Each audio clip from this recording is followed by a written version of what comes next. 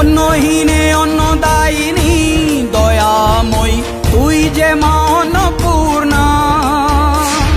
সন্তান স্নেহে তুই মা যেন কল্যাণী সম্পূর্ণা। তোর কথা যেন মন্ত্রোচ্চারণ, বজ্র সম কঠিন অনুশাসন। ধৈর্যের সর্বংসহা পৃথিবী, ধর্ম ও ন্যায়ের প্রতিচ্ছবি।